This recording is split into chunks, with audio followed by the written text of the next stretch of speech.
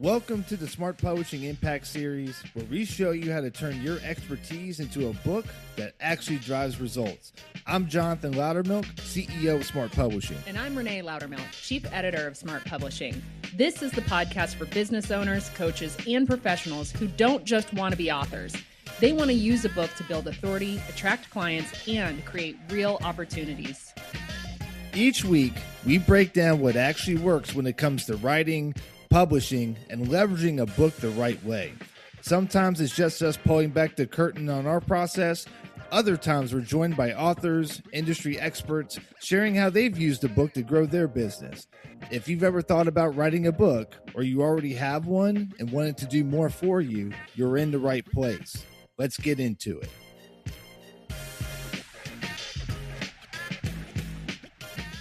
Another episode of the Smart Publishing Impact Series. I am Renée Lautermilch, one of your co-hosts and the only co-host today because Jonathan could not make it. And also your chief editor over at Smart Publishing. Today is episode 67. And I'm excited to let you know that it's a guest episode. We have an author here who has a book that is just about to come out in a few weeks here. So I'm going to introduce him to you, and then we're going to get into going through some questions about why he decided to write his book, getting into the content of the book, and then getting into what the process has been like so far. So I am pleased to be joined today by Joshua Smith. Joshua comes from a background in construction and HVAC, but he is actually a business owner, so an entrepreneur. He's also a licensed insurance professional with extensive experience doing public adjusting work, independent adjusting work, appraisal work, and an umpire, as this is put, on complex property claims. Outside of his professional work, he's a strongman. He's done a whole bunch of strongman stuff, which is pretty cool. So hopefully he'll talk a little bit about that. He's actually earned a place in the official strongman game World Finals in 2025. But as you will see during this conversation, he's a man of faith. And that is what his book is really getting into, is his testimony. So Joshua's book is called When He Reigns, He Reigns. And if you're listening to that, you can't really get the play on words there, but the first reign is R-E-I-G-N-S. So like think of a king reigning on a throne. The second one is reigns, reign, reign, go away, come again another day. So what it's about is it's really about, faith journey. So for years, he searched for fulfillment in all the wrong places: addiction, broken relationships, fear, shame, self-condemnation, all left him chasing for answers that never seemed to satisfy. Yet even in his darkest moments, God was pursuing him with grace, mercy, and a purpose greater than he could imagine. In his book, he shares his deeply personal journey from brokenness to restoration and reveals the life-changing truth he discovered along the way. When God is given full authority over our lives, his blessings, peace, and purpose begin to flow in ways we never thought possible. Through honest storytelling, biblical wisdom, and practical encouragement, his book is going to challenge you to release control, embrace God's grace, and trust him with every area of your life. So whether you're struggling with your past, searching for direction, or longing for deeper relationship with God, Joshua's message is going to offer you hope that no mistake is beyond redemption and no life is too far gone for God's transforming power. Your story's not over, because when he reigns, he reigns. So welcome to the show, Joshua. Happy to have you. I would love to just hand over to you and give you a few moments to talk to our listeners and tell them a little bit more about you. All right. So again, I'm Josh Smith. Yeah, the property adjusting thing is a little bit different with appraisals. Most people don't know what that is. Umpire, most time people think of an umpire on a baseball field. It's just kind of like an arbitrator / mediator. They bring me in whenever they can't agree. When the appraisers can't agree, they just hire an umpire, so I come and help do a dispute resolution there. But outside of that, I'm a family man. I'm about to get married. Been with my fiance for over 6 years, and we're getting married August the 8th in Hawaii, so we're pretty excited about that. We finally got everything booked and finalized. She's been a part of this journey as well, and seeing the change, been a part of encouraging me to change and just help me be better. Outside of that, I'm just an everyday person who decided to write a book because he felt like God needed him to and wanted him to. He gave me a word, and I wanted to be faithful. That's awesome. Congratulations on your upcoming marriage. Very cool that you guys are doing it in Hawaii. I used to actually live on Oahu for a few years, so probably no more beautiful place in the world to go and do it. Very cool. Let's get into your book a little bit more. I know you said that you felt this calling. What was happening in your life when you realized that it wasn't just a calling, like you had to do it? Because I feel like there's so many people out there who talk about they feel the need to write a book, but they didn't actually do it. So talk about what was it that compelled you so strongly that you actually did it? I think the weirdest thing with me is I woke up in the middle of the night. I don't know, like, I don't remember if it was 8 years ago, 9 years ago. I have the exact date in the book, but I just woke up around 2 o'clock in the morning and God was just speaking to me. And this was not a very good time in my life. This was a time where, I mean, I was getting close to divorcing my wife at the time. Our marriage was in shambles. I was in shambles. Everything was a wreck. I mean, I would drink a lot. There was just a lot of bad things going on. Just, you know. So whenever he woke me up in the middle of the night, and all of a sudden I started getting this download about how I should live my life, and I got the title of the book then. I even got the outline. And I didn't tell anybody about it right away. And about a week went by, and I called my dad, and I told him, I said, I don't really know what's going on. God wants me to write a book, and I don't know why, because I'm not living any of the stuff that is on my heart. And eventually, about 46 weeks later, I finally wrote the outline down. And I think the reason why I felt so strongly to finish this because it's the way it started. Because I was in one of my darkest spots, and that's whenever he came and guided me and started giving me a word. And I've lived through so many things since then. I pretty much lived out and have been through a lot of different trials that was the outline for the book. So as I started making it through those things, I finally started logging them, ups and downs and things like that. And then that's whenever I eventually found you guys, when I was toward the end of that.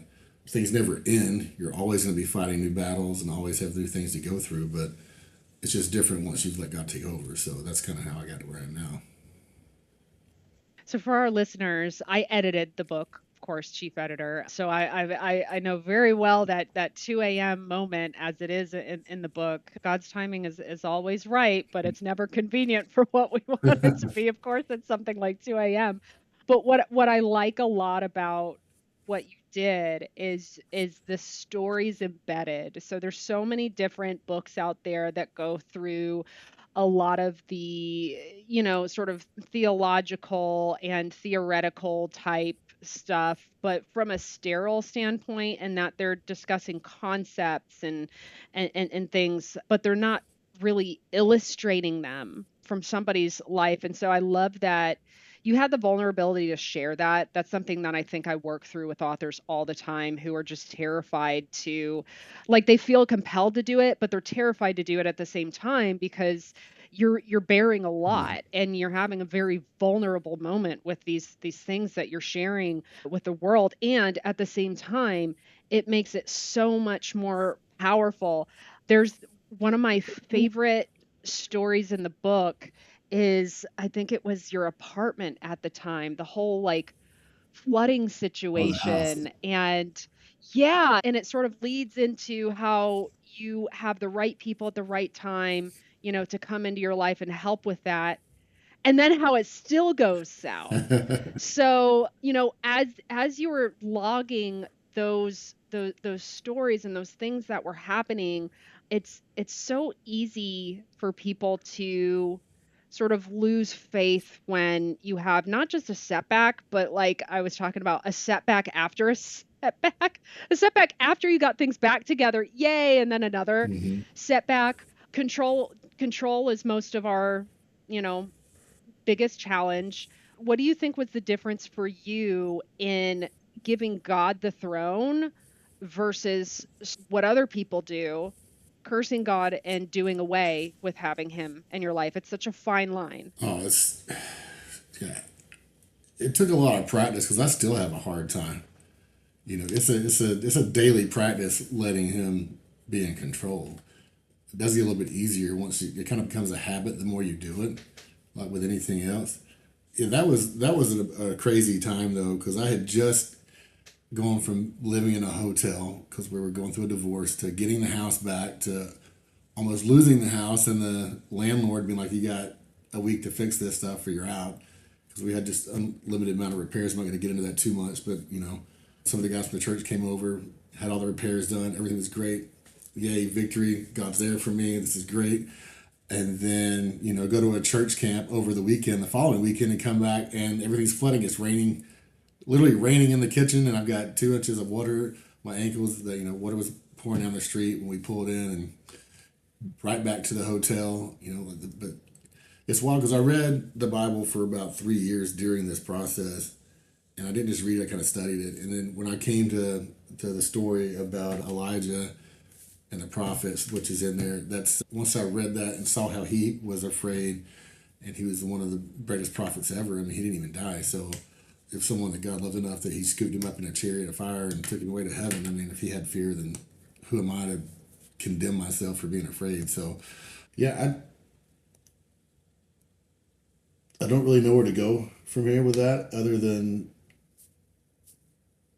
if you just hand over your life to him and walk with him, he'll get you through anything. Like at this point, I know that no matter what comes my way, he's there. I can lean into him and move forward. It's not all on me. The having control thing is the hardest thing to let go of. And once you can finally get that done, you'd be amazed at how different things in your life can be. I mean, that's why I'm getting married. If I hadn't given over control, I'd never been the man I needed to even be a good husband, really. Yeah, that's no, that's amazing. Just from sort of the lowest point of your life to such a high point of your life, like you said, not just getting married, you're going to Hawaii to get Right. married. Just yeah, absolutely awesome. Let's kind of switch over to the process point. What did you believe about publishing before you started this journey? Oh, so I had no idea what I was getting myself into. But I'll say this, when I reached out to you guys when we found each other, I just finished a rough manuscript. And at that point, I was like, okay, what do I do now? So luckily, I was able to get in touch with you guys. And then the way y'all have walked me through everything, that what I found is there are just a lot of moving parts. Yes, you need an editor, someone to go through that. But there's, let's just say, like, even this podcast, for instance, the things you're going to be able to do with that to help market things, the book cover. I had a rough design, and then all of a sudden I learned not only you need a design, but it has to be a certain size. The font's got to be a certain space. Your spine has to line up with the pages. How many words? There's just so many moving parts that I didn't really realize what all goes into getting something like this done. And it gives you just that much more respect for people who have done it and the people that do it on a regular basis. I mean, we don't know what we don't know. But once you get into things, you find out real quick that there's a definite process to it. There for sure is. No, I appreciate you saying that because I think that's the experience of a lot of writers have is that they think the biggest battle is getting the book written, and so you're so focused on that you got to have blinders on. You're not thinking about anything else. You're so in it, and then you get to that point, and you're like, okay, now what? And then going through the process, to your point, yeah, and that's why we exist, is because we do all the heavy lifting with that, and we don't want our authors to have to worry about any of that. But yeah, there's a lot of different moving pieces. It's sort of like an assembly of all these different random things. So as you had the idea, and you're a little bit of a unique case too, in that it almost sounds like God sort of gave you the outline. I know that's where a lot of people get stuck. They have an idea, or they have a concept. How do I get it into an actual finished manuscript? What was that process for you? How was the process of outlining it? What would you tell people listening right now who have an idea but are sort of stuck at that stage and don't know how to move on from there? For me, I just try to keep it as simple as possible. He gave me the name, and he gave me things that I've been, was dealing with, or about, and then some of them I hadn't even really faced yet. But the fear, shame, grace, mercy, those things are things that I'd obviously dealt with from my early age up to where I was, and then more the older I got, so the more I went through. I would just say, just keep it simple and break it down. Like, what is your end goal? What are the things that are going to go into that, and then how can you break out the stories and have something that's personable go along with the content that you're trying to get across. Like with mine, like let's just say for instance obedience or grace and mercy, like I wanted to have a biblical application and a story to go along with my personal experience, be able to tie them together with what I went through, and I wanted to do it from an imperfect place and not from a place of having it all figured out. So I really felt that if I did that, I would be able to relate to people, and that if I'm relatable, then maybe I can draw them in, and they can really, benefit from what I'm telling in my story. So yeah, so I keep it simple, be relatable, and I don't know. Yeah. Kind of what I'm hearing, for any of you guys listening is, what Joshua did is he pulled out like the overarching themes. So like if you could like categorize what you're going to talk about in your book, what are those categories? What are those overarching themes? Like you said, fear was one, shame, grace. And I love how they each sort of followed, those major themes of what we experience in the faith. And then the biggest part was pulling out those relatable stories. And that's why, when somebody picks up his book, that's going to be what engages them. That's going to be what pulls them through and what keeps them reading is, nobody wants to pick up a textbook and just sit there and read a textbook. We all want some sort of relatable, story driven content to pull us through. That's why, unfortunately, reality television got to be as popular as it did, around the late 90s and early 2000s, as people were just fascinated with the stories of others. And it's how we sort of see ourselves and discover ourselves. So just huge kudos for knowing that was a really important part, because we do see so many manuscripts where people have left that part out, and it just makes it sort of this sterile generic feel where it's, how does it separate this, but how is it really going to connect and resonate with people? And the way that it really connects and the power that gets created, it's not in fancy words, it's in the story. It's in people saying like, wow, I had that experience, or I felt that way too, or I can't imagine what I would have done in that experience, which I keep going back to the flooding experience because I'm just like, you just got stuff repaired, and we've had water damage to our house, and we've had to recover from water damage to our house. It took 11 months for our insurance company Yeah. and contractors to fix a small shower pan leak. So I just remember that really, really stuck with me. And it's going to be those stories that really stick with people. Here's the $1 million question. What made you decide to work with a publisher versus trying to, self-publishing is a huge thing. People publish their own books every day. Why did you go the publisher route versus just doing it yourself? I looked into self-publishing, okay? And then I prayed about it, and the way that I feel is if God put this on my heart, I'm not just going to go halfway. I'm going to do it exactly how I feel like it should be done if I'm doing anything. And I wanted to give it the best opportunity to be in readers' hands so that they can, benefit from the story. And if I did it on my own, knowing I'm a property insurance guy and a contractor, it's a book that's on faith and how my life has gone. What do I know about publishing a book? So that's whenever I started doing my search and found you guys, and you do it every day. You know what you're doing, and I think it's been a very good, marriage per se between you guys and myself in this process to make sure that it'll make the impact that it can make. So I want to set it up for success and not failure. And I think that, you're not going to perform heart surgery on yourself. So why are you going to try and release something like this on your own if you're not really truly trying to make an impact? That's just the way I felt personally. No, I appreciate that. Yeah, it's definitely one of the things that we sort of counsel people through is like, if you're going to go through the effort, why not make sure that it looks its best, it reads its best, it's really putting its best foot forward. So what what has this book, and I know we're sort of, on the precipice of release, and we haven't released it yet, so there's going to be a whole after side to this where we could probably have a whole other conversation answering the same question, a month from now.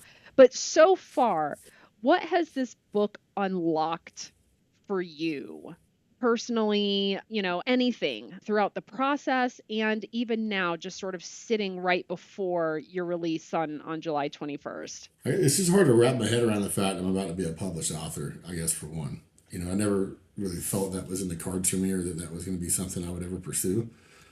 Not on a serious level, anyway. I mean, I joked about a couple of things when I was younger with some sales friends of mine, saying we were going to do memoirs of a traveling salesman type thing. But for me, it just feels surreal. And I think as far as what it's unlocked, just going back and reading the rough manuscript, because I have the rough draft right here, the very first one that we had printed. There's times when I read it and I start getting kind of choked up a little bit because I can't believe that I finished it, for one. But number two, that I was very vulnerable in several places there, and to put that out, and it also is a good reminder of, for people who aren't ever going to be a published author that do journal, if you ever go back and read kind of where you came from and what all he has brought you through, or how you've grown as an individual, or in your relationships or things like that, this has been a great reminder to me of everything that I've gone through, like the last decade, and how much healing has taken place, and how generous God's been to me. I mean, I really never thought I'd get married again. Here I am I have a wonderful relationship. I've never experienced a relationship like this, and we're super excited about that. So for me, it just a reminder, I guess, of how beautiful life can be if you know where you came from, know what you've been through, and it's just helping me to stay grateful. What are you, in the best world, in the best case, what are you hoping this book does? I've been asked that a few times, not on a podcast, but I've been asked that a few times, and my answer was always, I don't really know. But after having a few people know that what I'm doing, I've got my therapist that I worked with a lot. He actually wrote the foreword. He's brought up the idea that maybe I could work with some recovery places and do like some Bible study type stuff with them, just because it does have part of that in the theme. And I would love that. If I could just help anyone to be able to get through a tough time in their life where they've decided to numb the pain, or they're having hard times with forgiveness or whatnot, if I could help others to find a way to walk with God and surround themselves by the right people, then that's what I want to get out of it. Just to be able to give back and help put people in a better situation, and know that, hey, if he can do it, because I have more stories that I didn't put in there that I would share with places like that and in different settings, this like an intimate setting, that I would be more vulnerable to trying to help draw that out. But as far as like just the major impact I want is to get it in people's hands, and then if I could work with people in recovery or work with people in some kind of Bible study type setting, I would love to do that.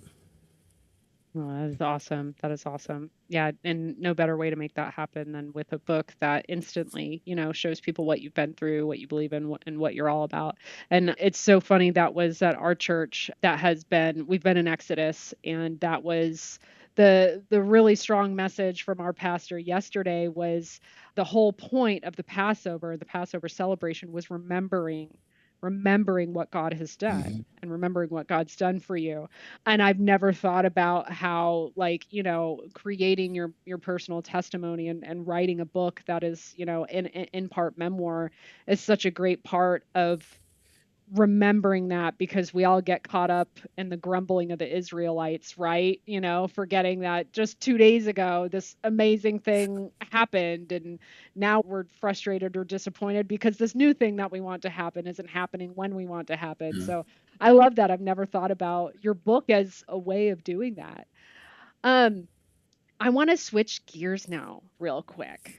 And I know some of our listeners are probably still wondering, like, hey, what's all this strongman stuff though? So tell our listeners, how did you get started in strongman? What's your event, or do you have to do all the events? And like, what's the weight here? We want to know, what can you lift or what can you pull? All right, so how I started was, there's a guy named Mark Zalmanoff. I know that you guys know him. There's quite a Very few people well. that are listening Yes. right now that know who Mark Z is. He's the fitness ninja. I was working out with him, and he was like, "Hey man, you ever thought about doing like a strongman competition?" And I was like, "Well, no, but I would do one."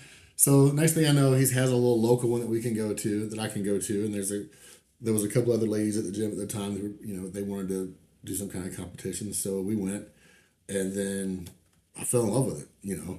I did really well. I ended up winning that local event, and then went to nationals after that. I've done several since then. That day I pulled an 18-wheeler in 60 seconds. You had 60 seconds to pull 18-wheeler, and I think I got it in like 42 or something like that, which was wild. I mean, that was something I never thought I would do. Who wakes up and thinks they're gonna strap that to their back? I actually just competed at the official Strongman Games World Finals last November. So that process is you win like a local show, you go to regionals, you either place at regionals or do well enough to where the president will invite you. And I ended up getting a last minute invitation in September. So in September I get an invite and say, "Hey, you're accepted." So okay, great. When is it? It's November. So Wow. then I have like 6, 7 weeks to get ready for really just a hard event. And at that point I told Mark, I said, "Look, I just don't want to get injured. I want to make it through it. And I just want to be side by side with," because there's professional athletes that are in there. There's guys that's been doing it for a long time. It's a nice mix, but it's great. So, see, I deadlifted 675 that day. Reef. I've carried a 795-pound yoke 50 feet. So you basically get under it, and you just walk down and back. But it's really hard when you have that much weight. I'll be Yeah. 40. I'll be 49 in October. So, I did that when I was 48, and Nice. my knees just took me a little bit to recover from that. But I don't know, I just love it though. One of the cool things about it is, and I'm going to tie this back in with the book just a little bit, but there's one section where I used to deal with anger a lot. And then there was a Southwest Regional event where there was something that happened with my kids like a long time ago that I would always go back to. It was a painful part for me, but I would get just the surge of energy, and that helped me just being raised. And I would use that for a heavy lift. And then I looked up, and my fiance was out there, and she smiled, and she was just cheering for me. And then I looked down to try and lock into that moment, and I couldn't. There was no anger there. And I finally experienced Wow. forgiveness. So it's helped me to work through things Wow. in a way I didn't know that I could. But I love the sport. The people are so nice. I mean, it's amazing how many wonderful people there are in our community, and how many different things are involved. And I would have never thought that I'd have met the diverse group of people that I have in Strongman. If you ever go to one of the events, you'll know what I'm talking about, because it's not just multicultural, and it's just the different classes. But being at Worlds was cool because I'm competing against guys from South Africa, New Zealand, Canada, Norway, Sweden. There was just a lot of different nationalities there, but just all of the personalities are so different.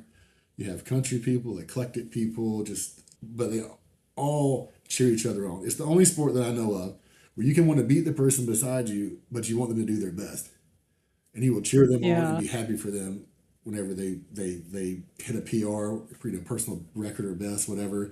It's just great. So yeah.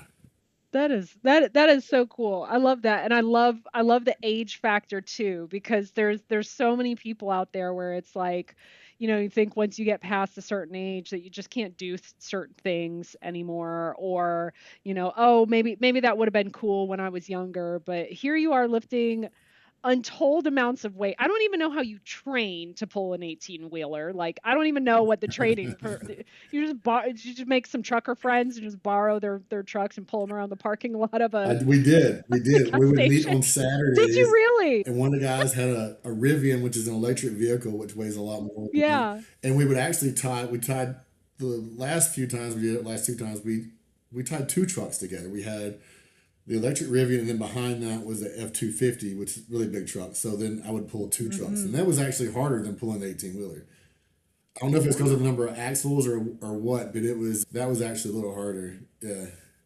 So it actually ended up No working out way. well, but it was funny because people would be looking at us like we're crazy, and I guess like we were strapped to a harness with pulling vehicles in the parking lot over off the I road. mean, it's Texas, right? It's just what it's the kind of stuff people do down here. Oh man, that is so cool. So as we get to wrap up, I want to ask you what has sort of surprised you the most about the whole process thus far? And also on the flip side, what is something you worried about that maybe hasn't ended up becoming that big of a deal? So what am I worried about? This isn't that big of a deal. What was the first part And what has again? surprised you? What has surprised you the most throughout the process of writing a book? And what's maybe something that you either were worried about or expected that wasn't what you thought it would be? I think what surprised me the most, and I don't know if this is the right spot to say it, is just the feedback I've gotten since I just posted that I wrote one. Hmm. Um, and actually I posted a while back that I was writing one, and one of my friends reached out to you guys about potentially writing one.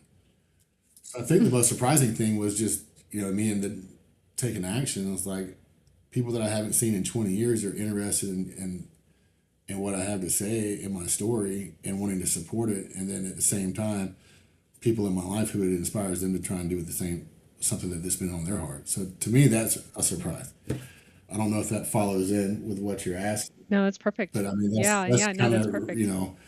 and then the other flip side of that, I think, is what I wasn't so worried about, or what I was worried about that hasn't really been a big deal, I guess. Now that it's about to come out, being as vulnerable as I was, I'm really not worried about people reading it and what they're going to Hmm. think, I guess.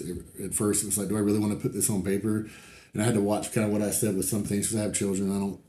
Didn't want certain names or certain links of stories being in there for one perspective. I just wanted it to be to where it got the point across, Yeah. but to still have that vulnerability that you're sharing things that were really hard and painful. And I may not have gone into as much detail on some of them, but it was enough to where it's more than most people would want everyone around them to know. Most people don't want to air their dirty laundry or this or that, but Hmm. for me, it was just important to do that, and it's really not bothering me. I have no anxiety about that, even though we're 3 weeks out. So Yeah.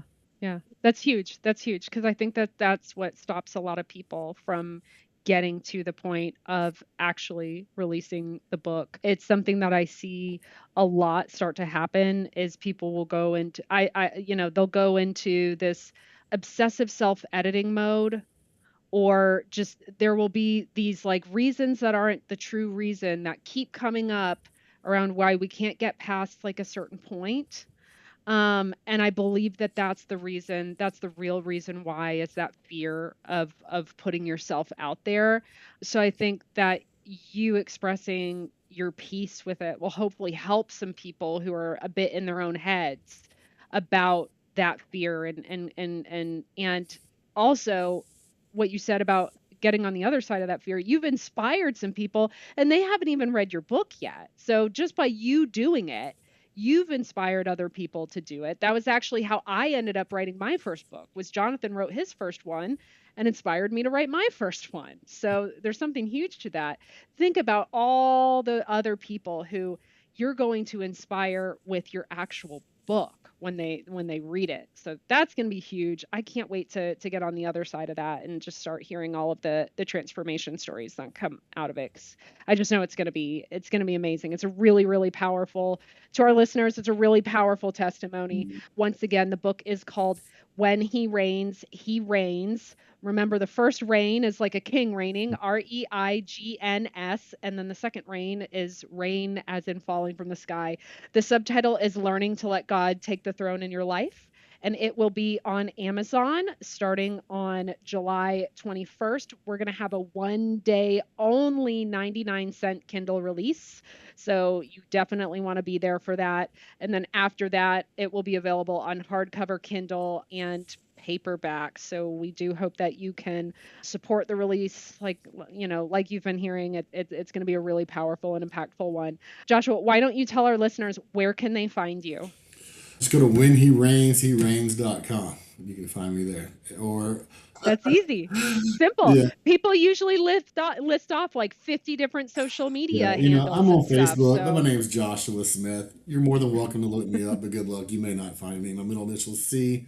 There is a picture of me pulling an 18 wheeler if that pops up, but there's thousands of us, so you know that's it. perfect. Yep, a popular name. All right. So thank you to our listeners for tuning in this week for episode 67. Like I always say, if you want to reach out to Jonathan and I, you can find us at smartpublishingservices.com, or you can find us at Facebook, Renée Lautermilch, or Jonathan Lautermilch, Lautermilch.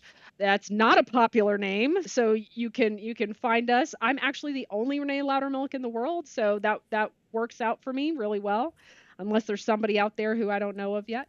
And as we always say, keep writing your story because the world needs your voice. Take care until next time.